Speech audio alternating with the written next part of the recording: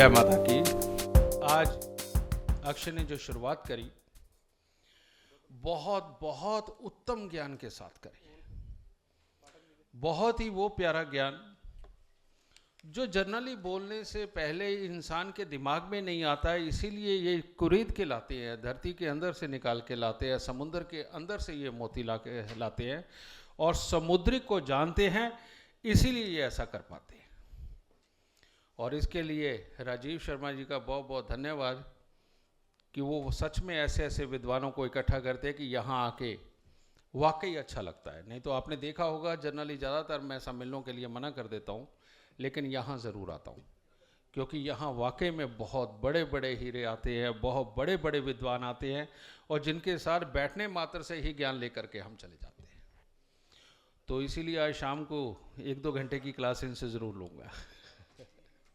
अक्षय ने बात करते हुए बहुत सारी चीज़ों का क्लैरिफिकेशन दिया है, लेकिन बात ज्योतिष की हो रही है तो इतने ज़्यादा ग्रंथ, इतनी ज़्यादा किताबें पढ़ पढ़ के बहुत सारे लोग कन्फ्यूज़न में हैं। लेकिन वहाँ पर मैं आपको थोड़े से ऐसे क्लैरिफिकेशन दूंगा कि आपके लिए बहुत इजी हो जाएगा। वैदिक ज्योतिष हमारा सब कुछ है, कोई दो राय नहीं। वैदिक ज्योतिष से ही उत्पन्न हुई लाल किताब। लेकिन जब भी हम नया घर बनाते हैं ना, उसको नए ज़माने के हिसाब से सजाते हैं। और इसी प्रकार से जब आज की डेट में हम अपने बच्चों को किसी स्कूल में डालते हैं तो कोशिश करते हैं वो वर्ल्ड स्कूल हो, जहाँ पर वर्ल्ड की हर तरह की भाषा सिखाई जाती है, वहाँ का ज्ञान सिखाया जाता है। लाल किताब ऐसे ही है। वैदिक ज्योतिष के बाद अगर किसी ने वाकई में कुछ और अच्छा करने की कोशिश करी तो लाल किताब वही है।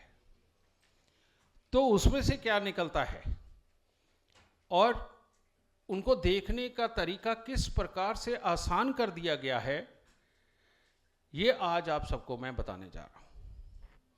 और मुझे पूरी उम्मीद है कि ये सारा चैप्टर आप सबके बेइंतहा काम आएगा, बेइंतहा।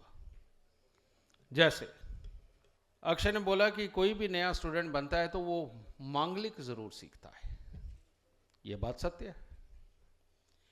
लेकिन मैं ये कहने लग गया हूं पिछले बहुत समय से कि अगर मांगलिक बच्चे के साथ वाकई में आपके बच्चे का विवाह होता है तो आप अपने आप को भाग्यवान समझिए। मैं ये बोल तो रहा हूं, लेकिन इसके पीछे तर्क क्या है? इसके पीछे तर्क क्या है? इसके पीछे का जो सबसे पहले लाल किताब तर्क बताती है वो ये बताती है कि पापी ग्रह या दो दुश्मन ग्रह अगर आपस में मिल जाए तो मांगलिक कभी भी मांगलिक नहीं रहता। पापी ग्रहों में कौन है? शुक्र, शनि, राहु, केतु। इनमें से कोई भी 2-3 आपस में बैठे हुए हों तो मांगलिक योग मांगलिक नहीं होता।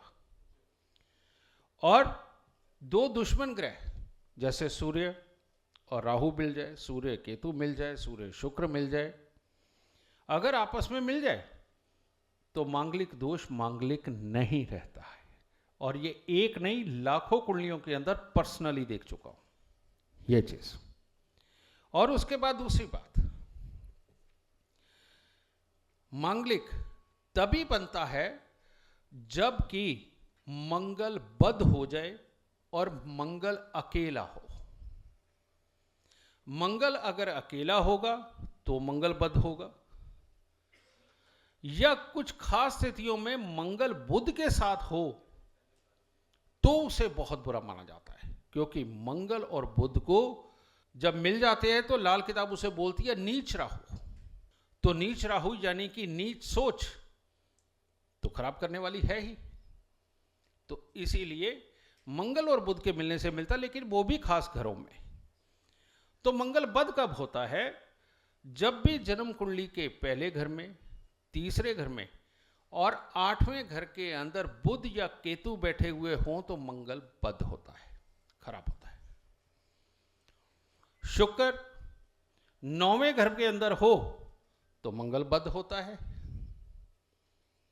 और शुक्र और बुध 9वें घर के अंदर हो और पहले, तीसरे, छठे, सातवें, नौवें और 11वें घर के अंदर बृहस्पति, चंद्र और केतु ना हो तो मंगल पद होता है। बहुत इजी वे में ये समझाया आपको। और उसके बाद और आ जाइए, मंगल, चलिए इन कंडीशनों में मंगल बद नहीं है तो आप डिसीजन लेंगे कि शादी हो जाए। लेकिन ये एक और एक्सपीरियंस जो मेरा अपना, मंगल अगर 12वें घर के अंदर बैठा हुआ है, मंगल अगर 12वें घर के अंदर बैठा हुआ है, अगर 10वें घर के अंदर उसका दुश्मन ग्रह बैठा हुआ है तो भूल के भी उस बच्चे के साथ में नॉन मांगलिक की शादी नहीं करनी चाहिए, चाहे मंगल शुभ हो चाहे मंगल पद हो। लेकिन 10वें घर के अंदर अगर उसका कोई दुश्मन ग्रह बैठा है तो नहीं करनी चाहिए। फिर मांगलिक का पूरा मिलान करके और 10वें घर के ग्रह की वस्तुओं को 43 दिन मंदिर में पहुंचाने के बाद अगर उस बच्चे के साथ आपकी कुंडली मिलान कर मिलती है तो उसकी शादी करोगे तो चलेगी, नहीं तो नहीं चलेगी। तीसरा, लगन के अंदर मंगल हो और 10वें घर के अंदर उसका दुश्मन ग्रह बैठा हो, 11वें घर के अंदर उसका दुश्मन ग्रह बैठा हो, तीसरे घर के अंदर उसका दुश्मन ग्रह बैठा हुआ हो, ये भी शादियां ढंग से नहीं चलती। कंप्रोमाइज करके चल सकती हैं या आज के ज़माने में जितनी जल्दी अलग हो जाते हैं उस तरह से चल सकती हैं, वरना ये शादियां नहीं चला करती। तो दो तरह के मंगल ये क्लियर हुए। फिर लाल किताब पढ़ने वाले जानते हैं, लाल किताब लिखती है कि दूसरे और चौथे घर में ग्रह ना ही हो तो वो अच्छा है, और जबकि दूसरे घर को धन भाव माना जाता है, चौथे घर को पूंजी जमा करने वाला घर माना जाता है, तो क्यों ना हो भाई। उसका कारण है कि अकेले दूसरे घर में ग्रह हो और चौथे में ना हो तो आपकी कुंडली बहुत अच्छी है। अकेले चौथे घर में ग्रह हो, दूसरे में कोई ग्रह नहीं है तो आपकी कुंडली बहुत अच्छी है। लेकिन अगर दूसरे में और चौथे में आपके ग्रह बैठे हुए हैं तो आपकी कुंडली निकम्मी कुंडली है, आपको दुख देगी ही देगी। कारण दूसरा घर हमारी वाणी है और चौथा घर ये हमारी ये छाती वाला पोर्शन आ जाता है, लेकिन इसमें 5वां घर यानी कि दिल ही वास करता है। जब दिल कुछ कहे, दिमाग कुछ कहे, यानी वाणी तो हमारा दिमाग ही बनेगी ना, सोच। जब दिल कुछ कहे, वाणी कुछ और कहे, आदमी फंस के रह जाता है, सही काम नहीं कर पाता। और ये दोनों एक साथ चलते हैं, फिर ये साइंस है। और ये दोनों एक साथ चलेंगे तो कभी भी ऐसा नहीं हो सकता कि आदमी जो सोचता है वो कह रहा हो और जो कह रहा है वो सोच रहा हो, ये पॉसिबल नहीं हो पाता। इसीलिए लाल किताब के अंदर स्ट्रिक्टली मना किया गया है कि बच्चे की जन्म कुंडली के अंदर अगर दूसरा घर और चौथा घर भरा हुआ है तो ये अच्छा नहीं है। तो इस तरह से, और चौथे घर के अंदर मंगल हो, दूसरे घर में और छठे घर के अंदर अगर ग्रह बैठा है, दोनों में बैठे हैं, फिर तो जिंदगी बहुत खराब है। और अगर कोई एक यानी कि दूसरे में कोई नहीं, छठे में है, छठे में है, दूसरे में कोई नहीं है, फिर भी चल सकती है। इसी प्रकार सातवें के अंदर अगर मंगल के साथ बुध बैठ गया, इससे बुरा तो कुछ नहीं हो सकता। और मंगल और बुध के साथ में कोई एक आके शनि भी बैठ गया, इससे अच्छा तो महाबुरा कुछ और हो ही नहीं सकता। मामों को जंगल जाना पड़ेगा, मामे बर्बाद होंगे, अपना पेट, अपनी आंखें ये सारी खराब होंगी, और जिस चीज के लिए शादी की जाती वो गुण ही नहीं होगा, और अगर होगा तो साइको जैसा होगा जिसके अंदर जीवन साथी कभी खुश नहीं हो सकता। तो वो शादी कैसे चले, वो भी नहीं चल सकती। लेकिन मान लीजिए मंगल 7वें घर के अंदर अकेला ही है, तो ऐसी अवस्था के अंदर अगर उसके दुश्मन ग्रह या नारी ग्रह चंद्र और शुक्र ये 9वें या 5वें में बैठ गए, या मंगल के दुश्मन 9वें या 5वें में बैठ गए, वो शादी भी कभी नहीं चलेगी, वो शादी भी कभी नहीं चलेगी। वहां मित्र बैठ जाए काफी हद तक अच्छा है। और अगर कहीं 8वें घर का मांगलिक देखना हो तो 8वें घर का मांगलिक सर्वोत्तम होता है अगर उसके दुश्मन ग्रह 11वें घर में और 5वें घर में ना हो। इसको लाल किताब स्क्वायर के नाम से बोलती है। और जिसके 11वें और 5वें घर के अंदर दुश्मन ग्रह बैठा हो, वो आदमी इस आग में अपने आप को ही जलाता है, मंगल की आग में अपने आप ही को जलाता है। और उसके सिम्टम्स मिलते हैं कि ऐसा इंसान जहां भी मकान बना के रहेगा वहां पर पहले भट्टी, तंदूर, आग को जलाने आग के अंदर जलाने वाली चीजें वहां पकती होंगी, उसके ऊपर उसका मकान बना होगा। किसी के भी ऐसे में चेक करके देख लीजिए कि 8वें घर के अंदर अगर मंगल बैठा है और 11वें और 5वें घर में उसके दुश्मन ग्रह, उसको मकान मिलता ही वही है। तो ऐसी अवस्था के अंदर वहां पर जो भी ग्रह 11वें में या 5वें में बैठा हो, लाल किताब के अनुसार मैं जानता हूं, वैदिक वाले अपने तरीके से जानते होंगे, उन ग्रहों का निवारण करके, उसको दूर करके, तब अगर जरूरी हो तो शादी करेंगे तो वो शादी चलेगी। तो ये मेरा ख्याल पूरी तरह से मांगलिक योग का पूरी तरह से खुलासा हुआ। और ये जो मैंने कहा है मन से बोल रहा हूं, प्रैक्टिकल करके देखिए।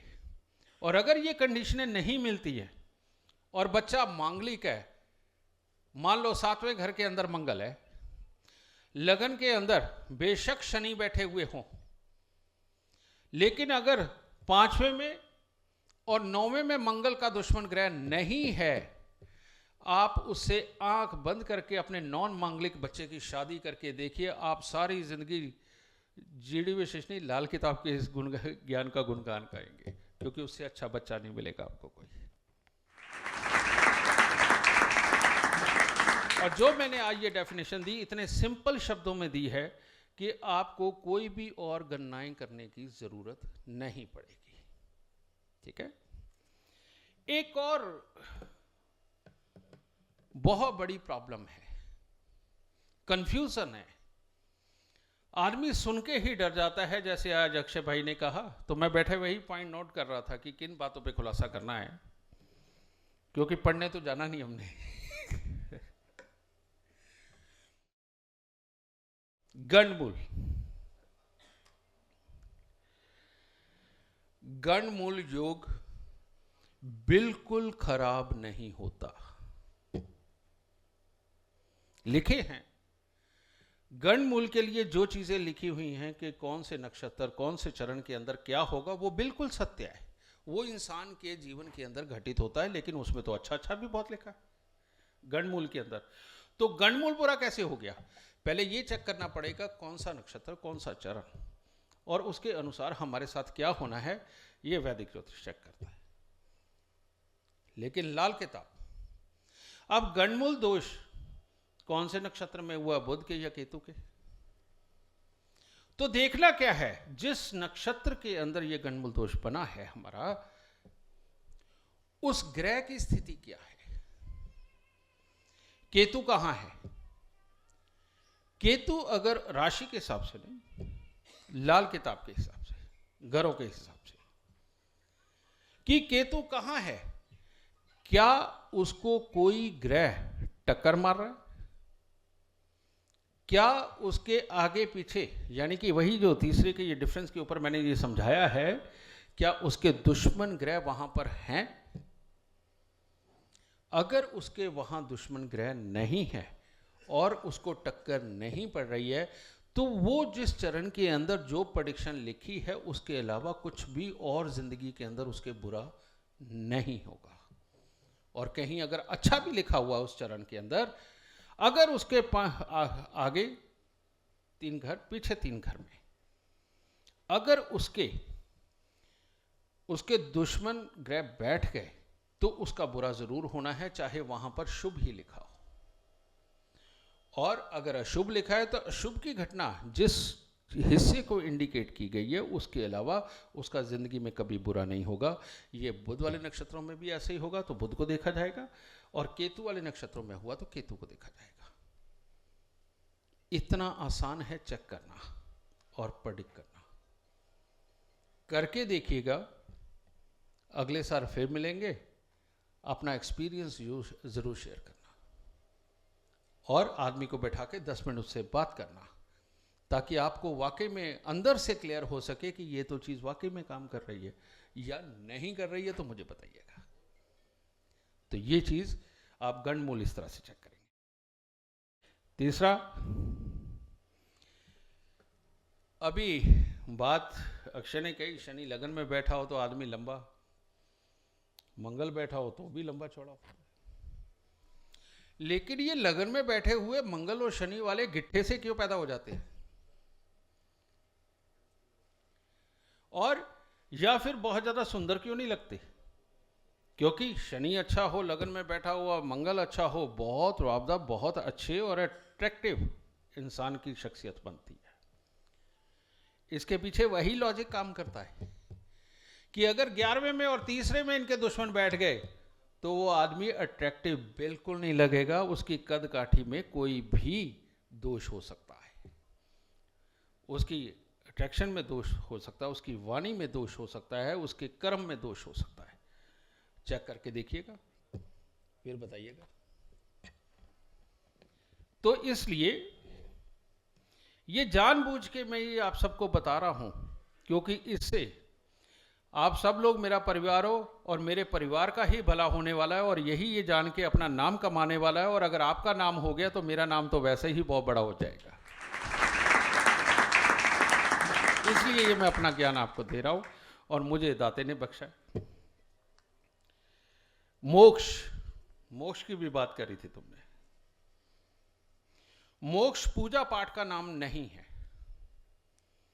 रोज सुबह दिनचर्या के ऊपर उठकर के नहा धोकर के 3 घंटे पूजा को लगाना, कोई इंसान इससे मोक्ष नहीं पा सकता, कोई भी इंसान।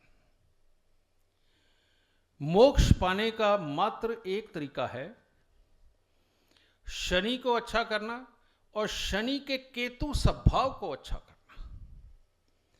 क्योंकि लाल किताब कहती है मोक्ष का कारक कौन है? केतु 12वें घर का। जन्म कुंडली के अंदर केतु 12वें घर में हो तो वो मोक्ष का कारक माना जाता है।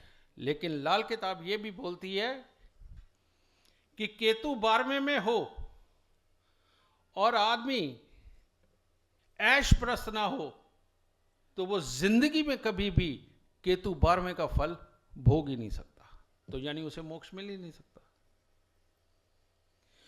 मोक्ष पाने की डेफिनेशन एक है बेटा, जब आपको सामने वाले की किए हुए की जेलस ना हो तो आप मोक्ष के पात्र हो। जब जबरदस्ती आप सामने वाले के किए काम में कमी नहीं निकालेंगे तो आप मोक्ष के पात्र हो।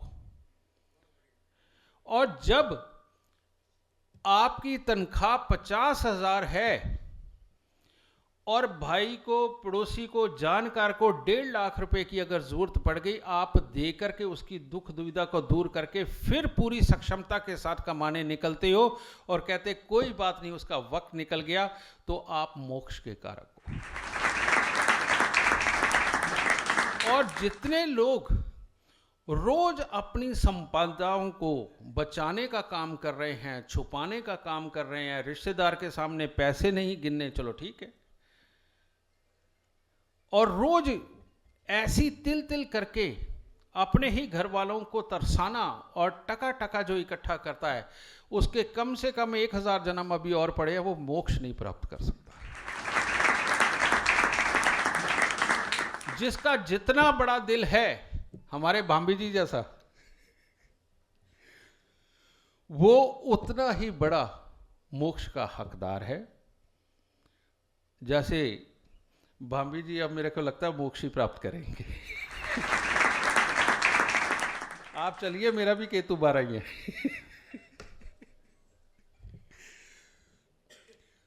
तो दिल को बड़ा करना, अनजान को भी गले लगाना, अपने आप को बड़ा बनाने की कभी कोशिश ना करना अपनी हरकतों से, और वक्त का इंतजार करना कि जब आपको वक्त बड़ा बनाए वो मोक्ष के हकदार होते हैं, और ये हर किसी को करना चाहिए।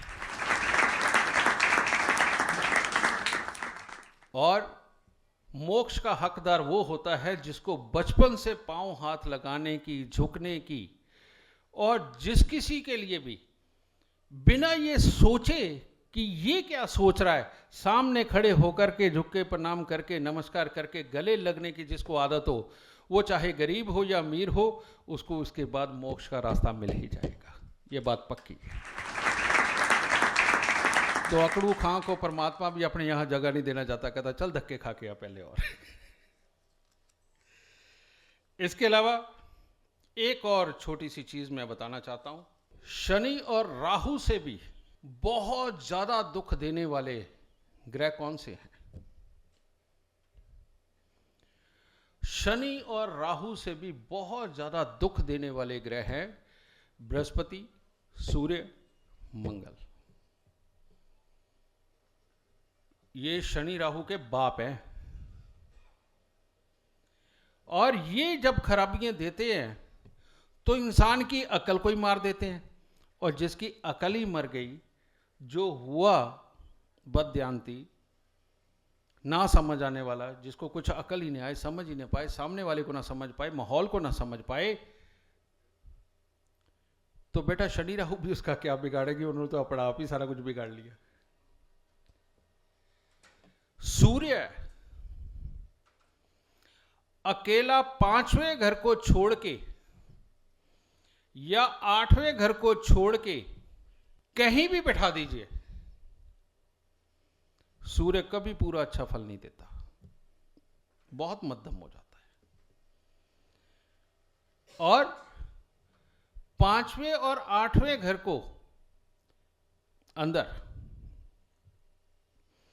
ये शनि की राशि में छोड़ के और किसी भी घर में शनि की राशि में हो तो ये उतना शुभ फलकारक नहीं रहता। जैसे भाग्य स्थान के अंदर सूर्य के लिए बोला जाता है कि ये परिवार के लिए सब कुछ करेगा, उनसे कभी उम्मीद भी नहीं रखेगा, उससे कभी मांगेगा भी नहीं, और उनको माला माल करेगा। लेकिन वही भाग्य स्थान के अंदर मकर राशि का सूर्य अकेला बैठा करके उसके अंदर ये गुण दिखा दो, मान जाऊंगा, नहीं पॉसिबल। क्योंकि अकेला सूर्य शनि की ठंडक से बिल्कुल कमजोर हो जाता है। लेकिन इसके विपरीत सूर्य अगर दूसरे ग्रहों के साथ संबंध में हो, साथ बैठ के या दृष्टि से, सूर्य की ताकत कई गुना बढ़ जाती है और सूर्य बहुत कुछ देने के काबिल हो जाता है। लेकिन अब यहां आकर के आपको एक चीज और देखनी है कि सूर्य राहु या केतु के साथ बैठा है, या शुक्र के साथ बैठा है, शनि के साथ बैठा है, बृहस्पति के बुध के साथ बैठा है, किसके साथ बैठा है? जैसे सूर्य बृहस्पति के साथ बैठ जाए तो बहुत शुभ फल कारक है, पर शर्त क्या है? शर्त यह है कि ये सूर्य और बृहस्पति छठे में, 7वें में और 10वें घर में नहीं होने चाहिए इकट्ठे। अगर ये होंगे तो वो इंसान तो अपने आप को नहीं चला सकता, दुनियादारी क्या निभाएगा और क्या दौड़ाएगा। लेकिन चला सकता है जब शुक्र 7वें से लेके 12वें घर के बीच में हो, तो ये सूर्य बृहस्पति बहुत अच्छे हैं। और बाकी हर जगह पे सूर्य बृहस्पति मिलना अच्छा है। आदमी लॉजिकली अपनी जिंदगी को चलाता हुआ, अपने परिवार के लिए, समाज के लिए करता हुआ बहुत अच्छा जाएगा। लेकिन छठे, 7वें या 10वें घर के अंदर हो और शुक्र 1 से 6 घर के अंदर हो, तो ये सबसे बुरा योग माना जाता है। वहीं पे कुंडली फेल हो जाती है। बहुत बड़ी कामयाबियां भूल जाओ। और सूर्य बुध आदित्य योग अति उत्तम माना जाता है। लेकिन वही 8वें घर के अंदर हो और दूसरे घर में कोई ग्रह ना हो, तो इससे बुरा योग भी कोई नहीं है। 8वें घर के अंदर ये हो, 11वें घर के अंदर सूर्य का दुश्मन ग्रह बैठा हुआ हो, इससे बुरा योग कोई नहीं है। 8वें घर के अंदर ये हो और 10वें घर के अंदर सूर्य का दुश्मन ग्रह हो तो इससे बुरा योग कोई नहीं है, वहां नहीं ये कंसीडर किया जा सकता। नहीं तो सूर्य बुध के साथ अति उत्तम अवस्था के अंदर होता है, अति उत्तम अवस्था में। सूर्य शुक्र के साथ आ जाए, आदमी दुनिया की हर काम को कर सकता है, जोश पूरा होगा। लाल किताब कहती है इसका सूर्य कामकाज के मामले में बहुत अच्छा, लेकिन अंदर से मलिन हृदय है, चोरी, विपरीत लिंगी की चाहत, उम्र कोई भी, कोई परवाह नहीं, ये इससे नहीं बच सकता। शनि के साथ मिल जाए, झूठ आदमी की रग रग में होता है, छोटी से छोटी और बड़ी से बड़ी बात को लेके। काम या फेलियर अपने काम के अनुसार। राहु के साथ हो जाए, राहु के साथ में तो मैंने बहुत सारे जजों की कुंडली के अंदर सूर्य राहु को इकट्ठे देखा है, और जिसमें लाल किताब बताती है कि 9वें और 12वें घर के अंदर तो खास तौर पे सूर्य ग्रहण नहीं होना चाहिए। मैंने उस योग के अंदर जजों को बनते देखा है, लेकिन बाद में उनको अपने लिए तरीके भुगतते देखा है, क्योंकि सूर्य के ऊपर कालक डालता ही डालता रहा। लेकिन वैसे अगर सूर्य राहु इकट्ठे हो जाए तो आज का सबसे बड़ा धंधा शेयर मार्केट, उसके लिए आदमी एलिजिबल हो जाता है, और उसको किस्मत ऐसा साथ देती है कि वो आदमी शेयर मार्केट के अंदर कमाता है। सूर्य राहु का मेल इस अवस्था में बुरा भी नहीं है। और एक बड़ी खास बात, जिसका सूर्य केतु इकट्ठा हो जाए, ऐसे आदमी को कभी जिंदगी में अपनी भेद की बात मत बताना। उसके लिए लाल किताब कहती है कानों का कच्चा, आपकी बात लीक होगी ही होगी। समझ गए? तो ये सिर्फ देखा ही नहीं है, एक्सपीरियंस भी किया है। तो एक बात और, आपने देखा होगा कि 13 नंबर को बुरा माना जाता है, 13 नंबर का कमरा नहीं होता, 13 नंबर का फ्लोर नहीं होता। आजकल तो बड़ा स्ट्रिक्टली है। तो 13 नंबर बनता कैसे है? 1 नंबर और 3 नंबर को मिला के। 1 नंबर सूर्य, 3 नंबर बृहस्पति। तो एक थ्योरी है, सूर्य के घर में जो भी ग्रह आके बैठ जाए उसकी ताकत क्षीण हो जाती है। सूर्य अगर बैठा हुआ हो तो उसके आगे नहीं चल पाती। इसी प्रकार से मैंने एक शब्द और बोला कि सूर्य अकेला हो तो मुसीबत, किसी काम का नहीं। लेकिन सूर्य और बृहस्पति मिले हुए हो, छठे, 7वें या 10वें घर के अंदर हो, शुक्र पीछे हो, तो ये 13 नंबर का फल आता है। 4 नंबर यानी कि राहु, राहु यानी कि भूत, भूत यानी कि ऊपरी हवाएं, और ऊपरी सारे हालात वहां पर क्रिएट होते हैं। और ऐसा दुनिया के अंदर बहुत जगह है जहां 13 नंबर रहा और इस तरह के हालात है, और सच में भूतों को वहां महसूस किया जाता है। और मैं ऐसी 2-4 जगह पे होके भी आया हूं, महसूस करके भी आया हूं, क्योंकि मुझे ये जानना था सब। तो 13 नंबर हो तो ऐसी अवस्था में वो जब प्रॉपर्टी बनी, उस वक्त में जब उसका गृह प्रवेश हुआ, अगर सूर्य और शनि उस वक्त में 6ठे, 7वें या 10वें घर में रहे और शुक्र पीछे रहा, वहां पर ऊपरी हवाओं का आना तय है, वहां पर दुर्घटनाएं घटित होना तय है, और वहां अशुभता का वातावरण, नेगेटिविटी बनना तय है। तो इसीलिए चाहे कितना भी शुभ मुहूर्त निकला हुआ हो, सिर्फ 13 नंबर की बात नहीं करने लगा मैं, कितना भी शुभ मुहूर्त निकला हुआ हो, सूर्य और बृहस्पति उस वक्त 6ठे घर में, 7वें घर में, 10वें घर में ना हो, या फिर सिर्फ सूर्य और बृहस्पति 6ठे घर में, 7वें घर में या 10वें घर में ना हो, और शुक्र तो बिल्कुल भी 1 से 6 घर में ना हो।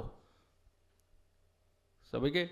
अगर इस तरह का कोई मुहूर्त निकला कि जिसके अंदर ये सारा लॉ अप्लाई होता है, तो वो मुहूर्त त्याग दीजिए। और जब ये इन घरों में ना हो, या हो लेकिन शुक्र 7 से लेके 12 घर के अंदर हो, उसके अंदर अगर कोई मुहूर्त आप करते हैं, तो उस घर के अंदर उस मुहूर्त का जबरदस्त आपको फायदा मिलेगा, और आपकी जिंदगी में कभी कुछ बुरा नहीं हो सकता। आप हमेशा सुख को प्राप्त करेंगे। जय माता की।